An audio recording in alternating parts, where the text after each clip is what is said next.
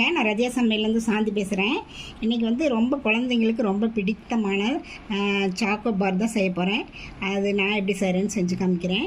வாங்க வீடியோக்குள்ளே போகலாம். சாஸ் பேன் எடுத்துருக்கேங்க. அதில் வந்து நான் 2 கப்பு பால் ஆட் பண்ணுறேன். அது கூட வந்து 1/2 கப்பு வந்து சர்க்கரை, 1/4 கப்பு வந்து கார்ன்ஃப்ளவர் மாவு, அப்புறம் மில்க் பவுடர் வந்து அது 1 கப்பு. இது எல்லாத்தையும் நம்ம அப்படியே விஸ்கு போட்டு அப்படியே கலரி விடலாங்க, கட்டி இல்லாமல். தண்ணி வந்து ஒரு 1/4 கப்பு ஊற்றிக்கலாங்க. நம்ம எந்த கப்பில் எடுக்கிறோமோ அதுலேயே எல்லாமே அளந்துக்கலாம். நான் வந்து மெஷரிங் கப்பில் தான் எல்லாம் எடுத்திருக்கேன்.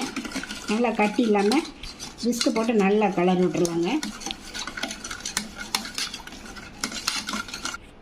ஃப்ளேவருக்காக வெண்ணிலா எசன்ஸ் வந்து 1 ஸ்பூன் ஊற்றிக்கலாங்க.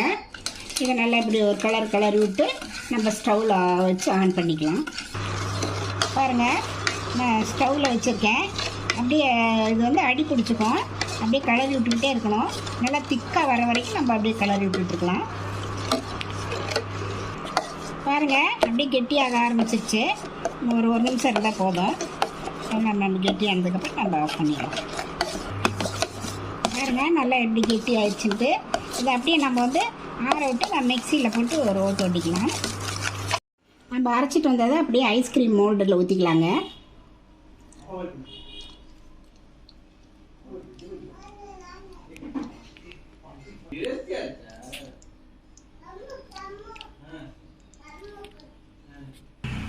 அதில் ஒரு 6 ஐஸ்கிரீம் இதில் போட்டிருக்கேன். அதில் இன்னும் கொஞ்சம் இருக்குது. இன்னொரு ட்ரேயில் போட்டுடலாம்.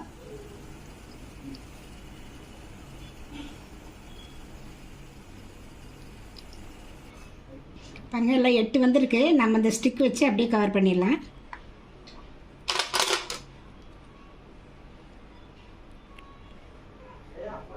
இது அப்படியே ஃப்ரிட்ஜில் வைக்கலாங்க. ஒரு 8 மணி நேரம் ஃப்ரிட்ஜில் வச்சுட்டு அப்புறம் எடுத்துக்கலாம். ஒரு சாஸ் பேன் எடுத்துருக்குறேங்க. இதில் வந்து இந்த சாக்லேட் காம்பவுண்ட் இருக்குது. அதை நம்ம இதில் போட்டுக்கலாம். போட்டு டபுள் பாயிலிங் மெத்தடில் இதில் வந்து தண்ணி ஊற்றி வச்சுருக்கேங்க. அப்படியே கொஞ்சம் நேரம் வச்சுட்டு அப்படியே கலரி விட்டோம்னா பாருங்கள், அப்படியே கலரி விட்டுட்டு இருந்தால் மெல்ட் ஆயிரும்.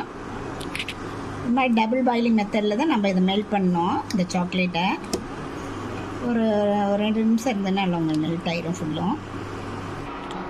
பாருங்கள், நல்லா இந்த பாருங்கள், நல்லா இந்த மாதிரி மெல்ட் ஆயிடுச்சு. நம்ம அப்படியே ஆற விடலாம். ரூம் டெம்பரேச்சருக்கு வர வரைக்கும் நம்ம அப்படியே ஆற விட்டுறோம். பாருங்கள், ஃப்ரிட்ஜிலேருந்து இந்த ஐஸ் எடுத்தாச்சு. இது அப்படியே நம்ம எடுக்கலாம். கொஞ்சம் தண்ணியில் வச்சுருக்கேன் ஒரு 30 செகண்டு.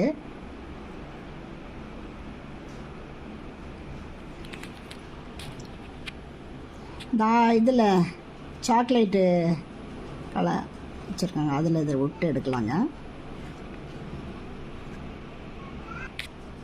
பாருங்கள், அப்படியே இதில் விட்டு எடுத்துட்டோம்னா இது பூரா அப்படியே அந்த ஐஸு க்ரீமோட இது வந்து அப்படியே ஃப்ரீஸ் ஆகிக்கும். ஒரு 1 நிமிஷம் வச்சுருக்கலாம்.